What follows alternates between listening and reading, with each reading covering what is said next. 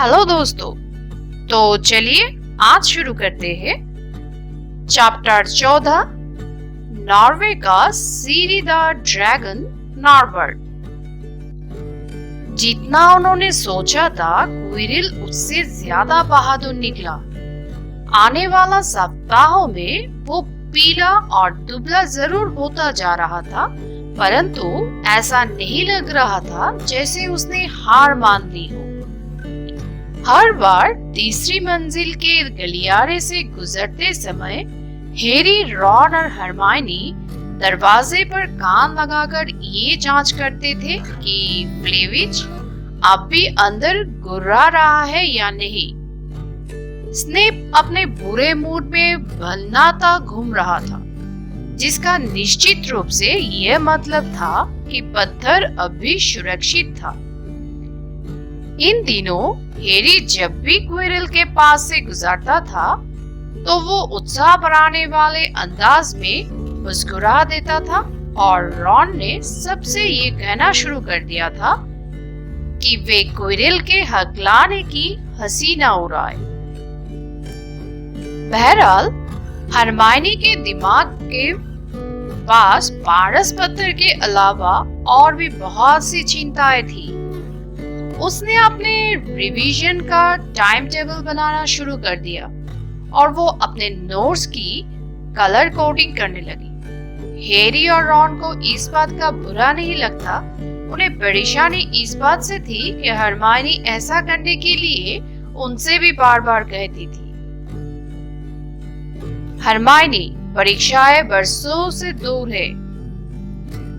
10 सप्ताह, हरमाइनी ने पलटकर जवाब दिया। ये बरसों दूर नहीं है।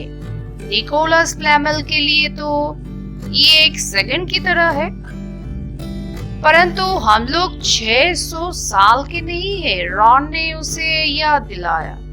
वैसे भी तुम रिवीजन क्यों कर रही हो? तुम्हें तो सब पहले से ही आता है। रिवीजन क्यों कर रही हो? क्या तुम पागल हो गए हो? क्या तुम्हें एहसास है कि सेकेंड ईयर में जाने के लिए इस परीक्षा में पास होना जरूरी है? परीक्षाएं बहुत महत्वपूर्ण है। मुझे एक महीने पहले ही पढ़ना शुरू कर देना चाहिए था। ना जाने मुझे क्या हो गया था। दुर्भाग्य से टीचर भी हरमाइनी की तरह सोच रहे थे। उन्होंने उन पर इतना सारा होमवर्क लाद दिया था कि ईस्टर की छुट्टियों उतनी मजेदार नहीं रही जितनी क्रिसमस की थी। आराम से बैठना मुश्किल था जब हरमाइनी आपके बगल में बैठकर ड्रैगन के खून के 12 प्रयोग याद कर रही हो या छड़ी घुमाने की प्रैक्टिस कर रही हो। गहरी सांस छोड़ते हुए तथा उबासी लेते हुए हैरी और रॉन ने अपना ज्यादातर खाली समय उसके साथ लाइब्रेरी में बिताया और ढेर सारा होमवर्क करने की कोशिश की। मुझे ये कभी याद नहीं होगा, एक दोपहर रॉन अचानक अपनी कलम फेंकते हुए बोला और हर्षद भरी निगाह से लाइब्रेरी की खिड़की के बाहर देखने लगा। महीनों बाद मौसम इतना सुहाना था। आसमान साफ और मुझे मत भूलना जैसा नीला था तथा हवा गर्मी के आने का संकेत दे रही थी। हैरी 1000 जड़ी बूटियां और फुफोदिया में डिटेंटी ढूंढ रहा था और उसने तब तक ऊपर नहीं देखा जब तक रॉन नहीं बोला, हैग्रिड, तुम लाइब्रेरी में क्या कर रहे हो? हैग्रिड सामने आया। उसने अपनी पीठ के पीछे कुछ छुपा रखा था। वो छुछुंदर की खाल के ओवरकोट में गलत जगह पर दिख रहा था। बस यूं ही देख रहे थे, उसने खिसियानी आवाज में कहा, जिस वजह से उनकी रुचि तत्काल जाग गई। और तुम लोग क्या कर रहे हो? अचानक वो उन्हें शंका भरी नजरों से देखने लगा। कहीं अभी निकोलस फ्लेमेल के बारे में तो नहीं खोज रहे हो? क्यों? अरे, हमने सदियों पहले पता लगा लिया कि वो कौन है, रॉन ने शान झाड़ते हुए कहा। और हम ये भी जानते हैं कि वो कुत्ता किस चीज की रखवाली कर रहा है। वो पारस पत्थर। श्श, हैग्रिड ने तत्काल चारों तरफ देखा कि कहीं कोई सुन तो नहीं रहा है। उसके बारे में चिल्लाते मत फिरो, तुम्हें हो क्या गया है? हैरी बोला, दरअसल हम तुमसे ये पूछना चाहते हैं कि फ्लफी के अलावा और कौन सी चीजें पत्थर की रखवाली कर रही है। श्श, हैग्रिड ने दोबारा कहा, सुनो, हमसे बाद में मिलो।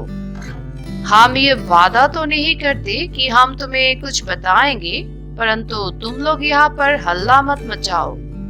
विद्यार्थियों को ये मालूम नहीं होना चाहिए। लोग सोचेंगे हमने तुम्हें बताया है। बाद में मिलते हैं, हैरी ने कहा। हैग्रिड वहां से पैर पटकते हुए चला गया। उसने अपने पीठ के पीछे क्या छुपा रखा था? हरमाइनी सोचते हुए बोली, क्या तुम्हें लगता है कि इसका उस पत्थर से कोई संबंध है? मैं देखकर आता हूँ कि वो लाइब्रेरी में किस हिस्से में गया था, रॉन ने कहा, जिसका मन अब पढ़ाई से ऊब चुका था। 1 मिनट बाद वो अपने हाथ में किताबों का गट्टर लेके लौटा और उसे टेबल पर पटक दिया। ड्रैगन, वो बुदबुदाया। हैग्रिड ड्रैगन पर लिखी किताबें देख रहा था। जरा इन पर नजरें डालो। ग्रेट ब्रिटेन और आयरलैंड की ड्रैगन प्रजातियां, अंडे से शैतान तक, ड्रैगन मालिक की मार्गदर्शिका। हैग्रिड हमेशा से ड्रैगन पालना चाहता था। उसने मुझे ये भी तब बता दिया था जब मैं उससे पहली बार मिला था, हैरी ने कहा। परंतु ये गैर कानूनी है, रॉन ने कहा। सब जानते हैं कि 79 के ब्लाकस सम्मेलन में ड्रैगन पालना गैर कानूनी घोषित कर दिया गया है। अगर हम अपने घर के पीछे के बगीचे में ड्रैगन देखेंगे तो मगलुओं से खुद को छुपाना मुश्किल हो जाएगा। वैसे भी आप ड्रैगनों को कभी पालतू नहीं बना सकते, ये खतरनाक है।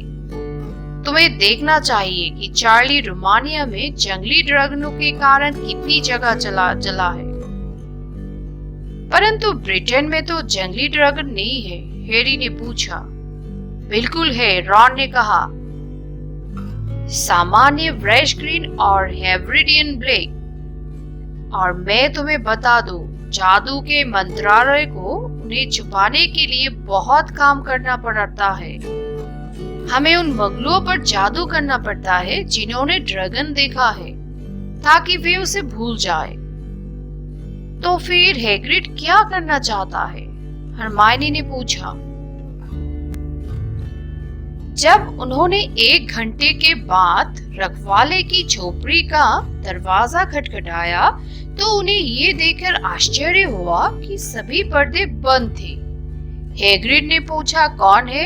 इसके बाद ही उसने उन्हें अंदर आने दिया और उनके अंदर घुसते ही दरवाजा जल्दी से बंद कर दिया। अंदर बहुत गर्मी थी। हालांकि आज काफी गर्मी थी, इसके बावजूद अंगूठी में आग धधक रही थी। हैग्रिड ने उनके लिए चाय बनाई और उन्हें सैंडविच दिए, जिन्हें लेने से उन्हें मना कर दिया। तो तुम हमसे कुछ पूछना चाहते थे? हाँ, हैरी ने कहा। घुमा फिरा कर पूछने से कोई फायदा नहीं था। हम सोच रहे थे, क्या तुम हमें बता सकते हो कि फ्लफी के अलावा पारस पत्थर की रक्षा और कौन कर रहा है?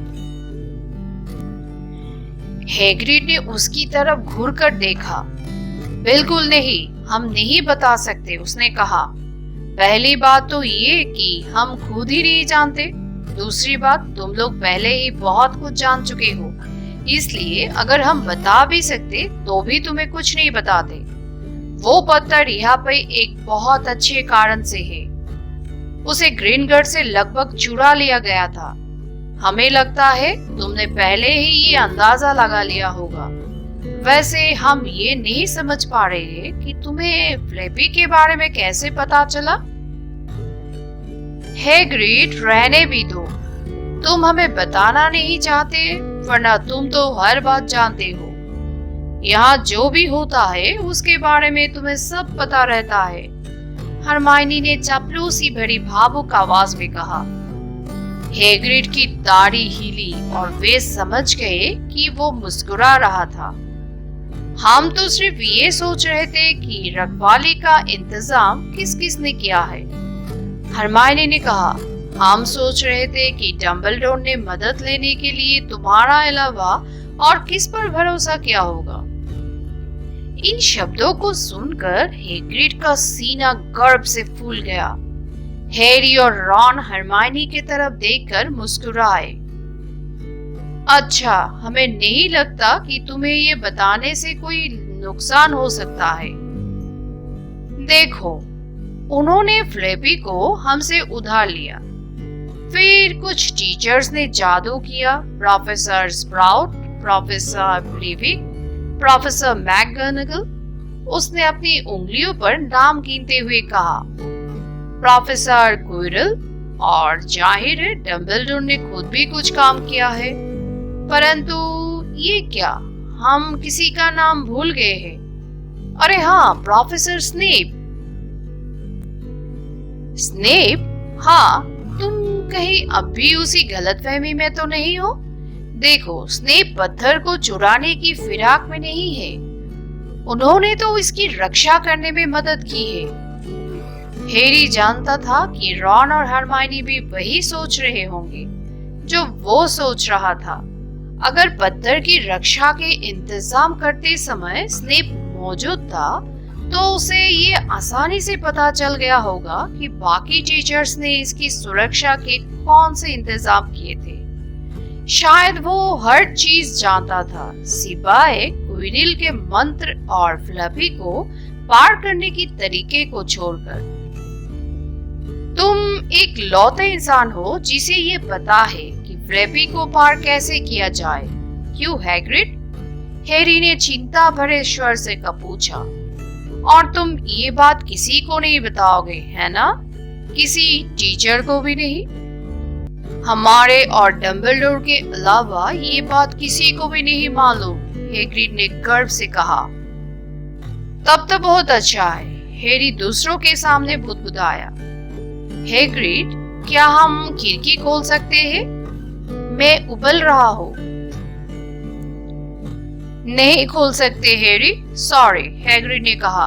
हैरी ने देखा हैग्रिड आग के अंदर झांक रहा था। हैरी ने भी उसमें देखा। हैग्रिड, वो क्या है? परंतु वो पहले से ही जानता था कि वो क्या था। आग के बीचों बीच केतली के नीचे एक बड़ा काला अंडा था।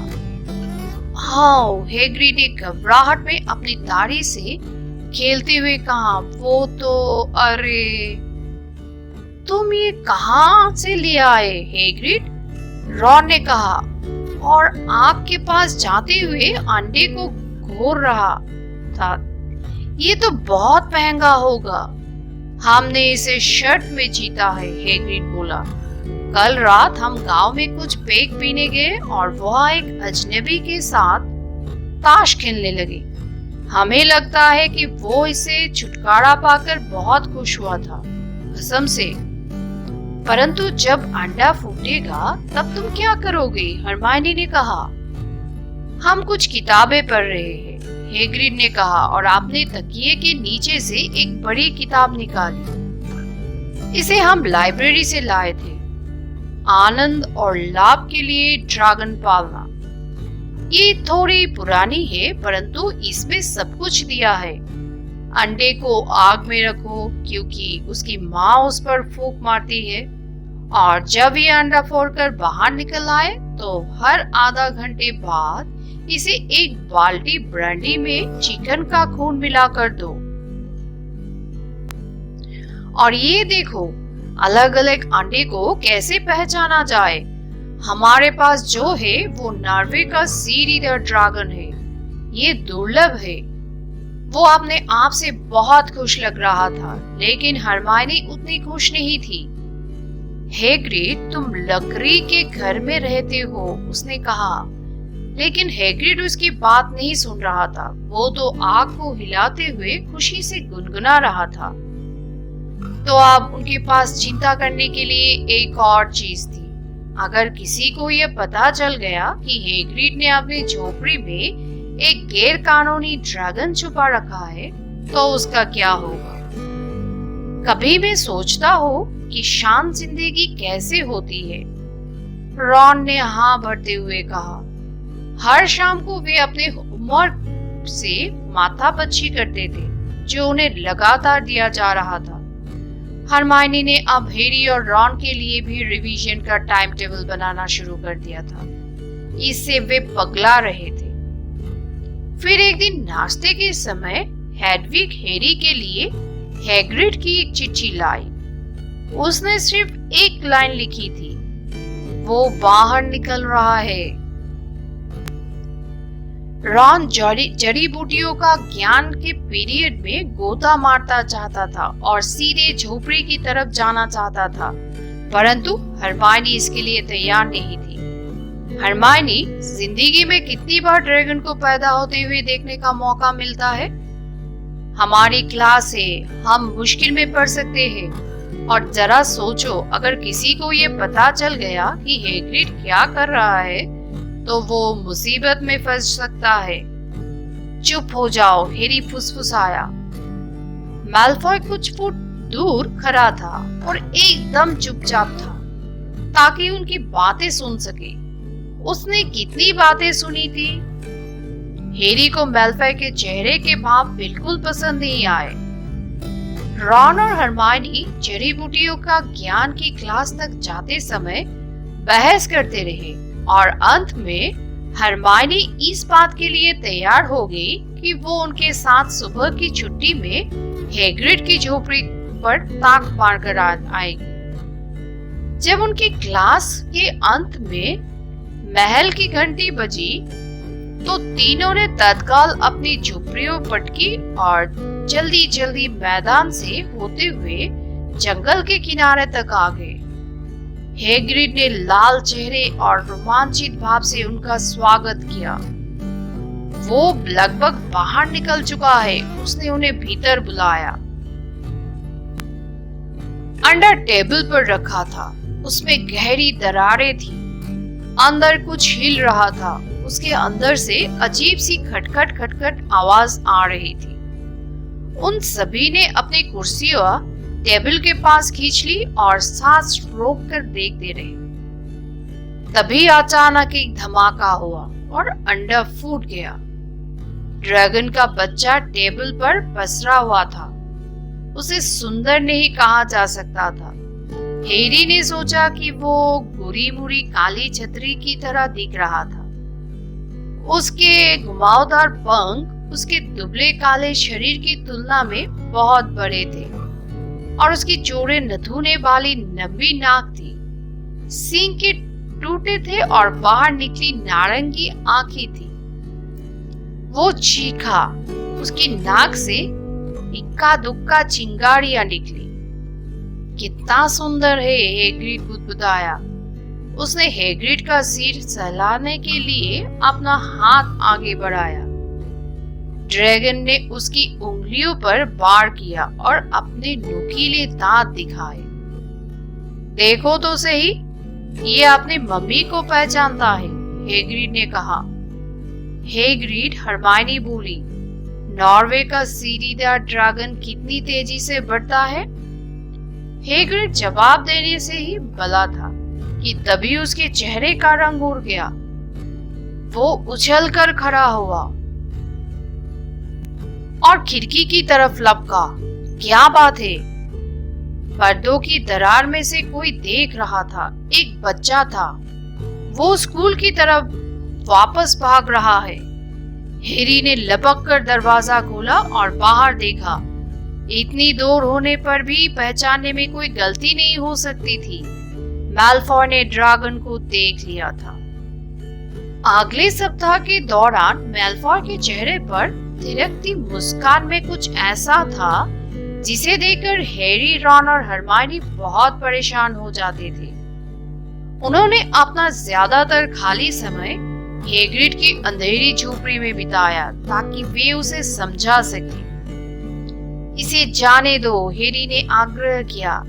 इसे आजाद कर दो। हम ऐसा नहीं कर सकते, हैग्रिड ने कहा। ये अभी बहुत छोटा है, ये मर जाएगा। उन्होंने ड्रैगन की तरफ देखा। वो 1 सप्ताह में ही 3 गुना लंबा हो गया था। उसके नथुनों से धुआं निकलता रहता था। हैग्रिड रखवाले के काम नहीं कर पा रहा था क्योंकि वो तो ड्रैगन को संभालने में ही पूरी तरह व्यस्त रहता था। पूरे फर्श पर ब्रांडी की खाली बोतलें और मूर्ख के पंख फैले हुए थे। हमने इसका नाम नॉर्बर्ट रखने का फैसला किया है, हैग्रिड ने ड्रैगन की तरफ प्यार से देखते हुए कहा। ये अब हमें सचमुच पहचानने लगा है। देखो, नॉर्बर्ट, नॉर्बर्ट, मम्मी कहाँ है? इसका दिमाग चल गया है। रॉन हैरी के कान में बुदबुदाया। हैग्रिड, हैरी ने जोर से कहा, नॉर्बर्ट को 15 दिन और रखोगे तो ये तुम्हारा घर जितना बड़ा हो जाएगा। मैल्फॉय किसी भी समय डंबलडोर के पास जा सकता है। हैग्रिड ने अपने होंठ काटे। हम जानते हैं कि हम इसे हमेशा के लिए नहीं रख सकते, परंतु हम इसे किसी कूड़ेदान में भी तो नहीं फेंक सकते। हैरी अचानक रॉन की तरफ मुड़ा। चार्ली, उसने कहा। तुम्हारा दिमाग भी चल गया है, रॉन ने कहा। मैं रॉन हूँ, क्या तुम्हें ये भी याद नहीं है? नहीं, चार्ली, तुम्हारा भाई चार्ली रोमानिया में ड्रैगनों की पढ़ाई कर रहा है। हम नॉर्बर्ट को उसके पास भेज सकते हैं। चार्ली इसकी देखभाल कर सकता है और फिर उसे जंगल में वापस भेज सकता है। बहुत बढ़िया, रॉन ने कहा। इस बारे में क्या ख्याल है, हैग्रिड? और अंत में हैग्रिड तैयार हो गया कि वे चार्ली के पास उल्लू भेजकर उससे पूछ सकते हैं। अगला सप्ताह गुजर गया। बुधवार की रात को हरमायनी और हैरी हॉल में अकेले बैठे थे। बाकी सभी काफी पहले बिस्तर पर जा चुके थे। दीवार पर लगी घड़ी ने 12 बजाई थी कि तभी तस्वीर का छेद खुला और अचानक हवा में से रॉन प्रकट हुआ जब उसने हैरी का अदृश्य चौका उतारा। वो हैग्रिड की झोपड़ी तक गया था ताकि नॉर्बर्ट को भोजन देने में उसकी मदद कर सके, जो अब बक्से भर भर कर मरे चूहे खा रहा था। उसने मुझे काट लिया, रॉन ने कहा, और उन्होंने अपना हाथ दिखाया जो खून से सने रुमाल में लिपटा हुआ था। अब मैं 1 सप्ताह तक कलम नहीं पकड़ पाऊंगा। मैं तुम्हें बता दूं, ड्रैगन वो सबसे भयानक जानवर है जो मैंने आज तक देखा है। परंतु जिस तरह से हैग्रिड उसकी बात करता है, उसे सुनकर आपको ऐसा लगेगा जैसे वो खरगोश का नन्हा मुन्ना नाजुक बच्चा हो। जब उसने मुझे काटा तो हैग्रिड ने मुझे डांटा कि मैंने उसे डरा दिया है, और जब मैं वहां से आया तो हैग्रिड उसे लोरी सुना रहा था। अंधेरी खिड़की पर एक दस्तक हुई। हैडविग, हैरी ने कहा और उसे जल्दी से अंदर घुसा लिया।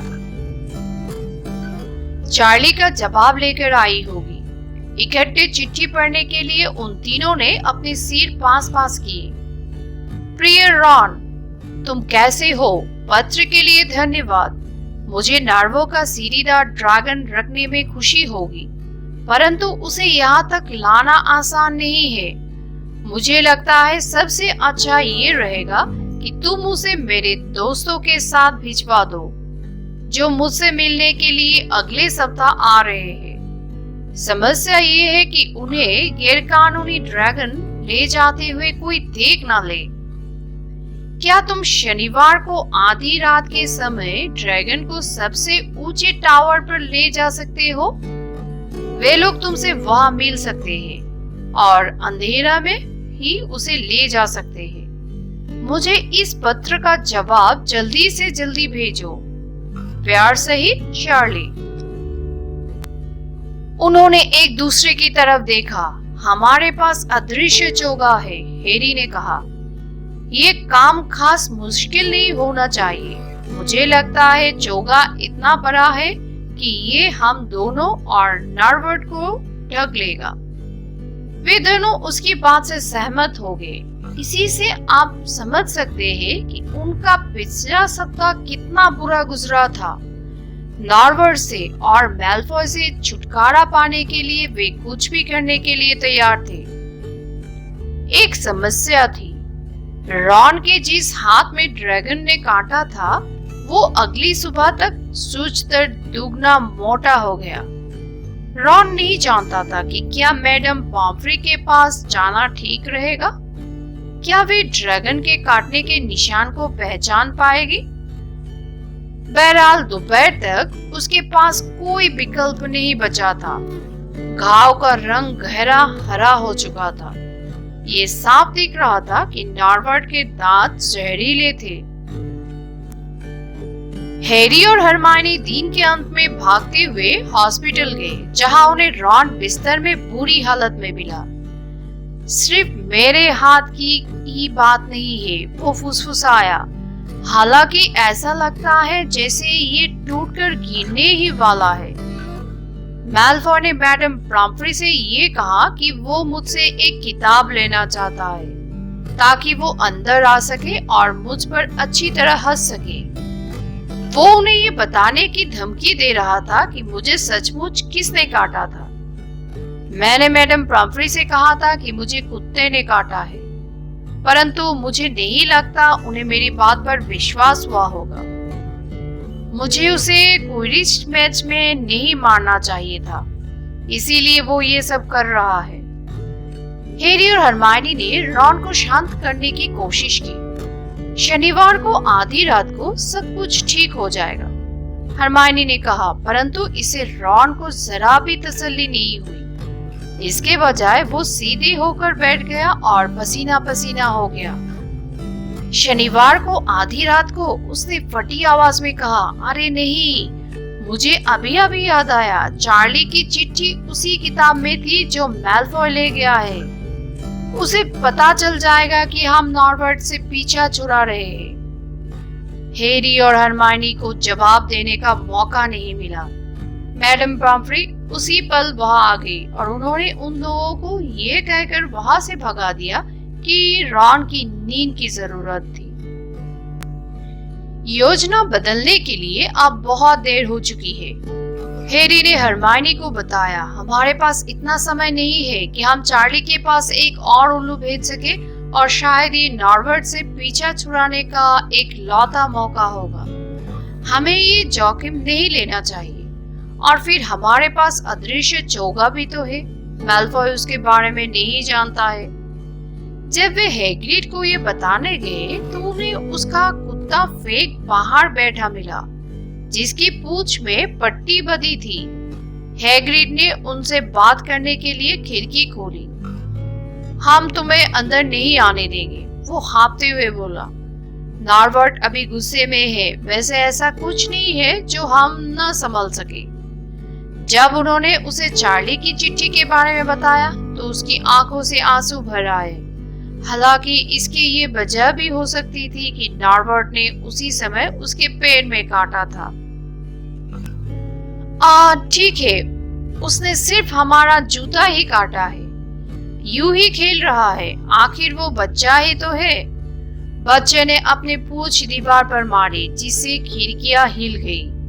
हैरी और हरमाइनी वापस महल लौट आए और ये सोचने लगे कि शनिवार जल्दी से क्यों नहीं आ जाता। जब नॉर्वर्ड को अलविदा करने का समय आया तो उन्हें हैग्रिड की हालत पर अफसोस हुआ था। अगर वे इस बात को लेकर चिंतित नहीं होते कि उन्हें कितना कुछ करना था। रात बहुत अंधेरी और बादलों से भरी थी और उन्हें हैग्रिड की झोपड़ी तक पहुंचने में थोड़ी देर हो गई, क्योंकि वे प्लेविज के रास्ते से हटने का इंतजार कर रहे थे, जो प्रवेश हॉल में दीवार के साथ टेनिस खेल रहा था। हैग्रिड ने नॉर्वर्ड को एक बड़े बक्से में फेंक करके तैयार करता। उसके सफर के लिए हमने बहुत से चूहे और ब्रंडी रख दी है, हैग्रिड ने रुधे गले से कहा, और हमने उसका टेडी बियर भी रख दिया है ताकि वो अकेलापन महसूस ना करे। बक्से के अंदर से आवाजें आ रही थी, जिन्हें सुनकर लगा जैसे टेडी बियर का सिर फाड़ दिया गया हो। बाय बाय नॉर्वर्ड, हैग्रिड सूखा। जब हैरी और हरमाइनी ने बक्से को अदृश्य चोगे में ढक लिया और खुद भी उसके नीचे आ गए, मम्मी तुम्हें कभी नहीं भूलेगी। वे नहीं जानते थे कि बक्से को महल के ऊपर तक किस तरह लेकर जाए। जब वे प्रवेश हॉल में संगमरमर की सीढ़ियों पर नॉर्बर्ट को उठाकर अंधेरे गलियारों में ले गए तो आधी रात होने वाली थी। एक और सीढ़ी, फिर एक और। हैरी और शॉर्टकट से भी काम आसान नहीं हुआ। बस पहुंच गए, हैरी ने हाफते हुए कहा। जब वे सबसे ऊंचे टावर के नीचे वाले गलियारे में पहुंचे, तभी उनके सामने अचानक हुई हलचल की वजह से उनके हाथ से बक्सा लगभग टूट गया। वे ये भूल गए थे कि वे पहले से ही अदृश्य थे, इसीलिए वे छाया में दुबक गए और दो लोगों की परछाइयों को घूरते रहे जो उनसे 10 फुट दूरी पर घूत मारता हुआ था। एक लैंप जल रहा था। प्रोफेसर मैकगोनागल ने चौकड़ी वाला ऊनी ड्रेसिंग गाउन पहनी थी। उनके बाल जुड़े में जाली से बंधे थे और उन्होंने मैल्फॉय का कान पकड़ रखा था।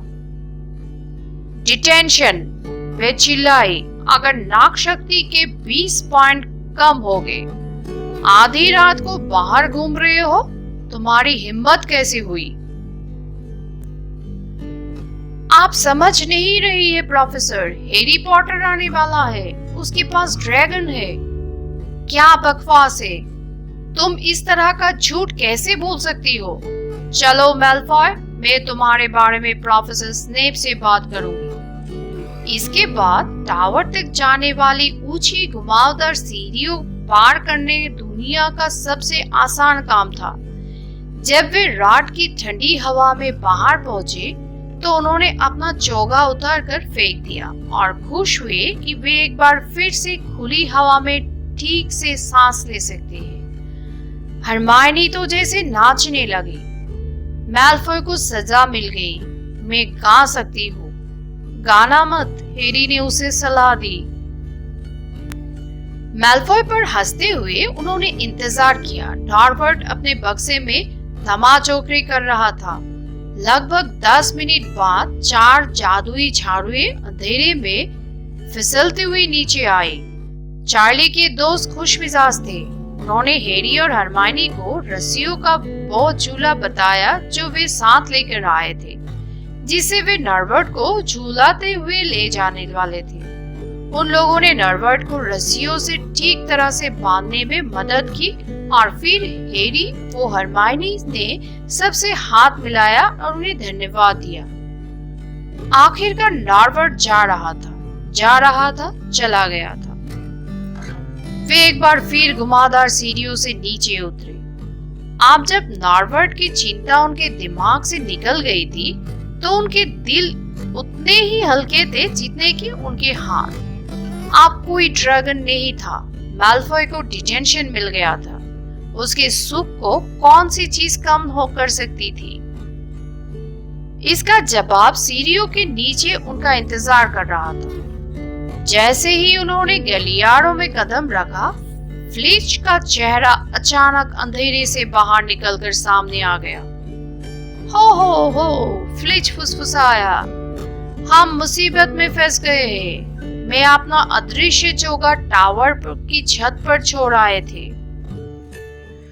तो आज के लिए इतना ही। फिर मिलते हैं अगले एपिसोड के साथ। और हाँ दोस्तों, अगर आपको ये वीडियो पसंद आया है तो चैनल को सब्सक्राइब कर लेना, वीडियो को लाइक कर लेना और अपने फ्रेंड्स के साथ शेयर भी कर लेना।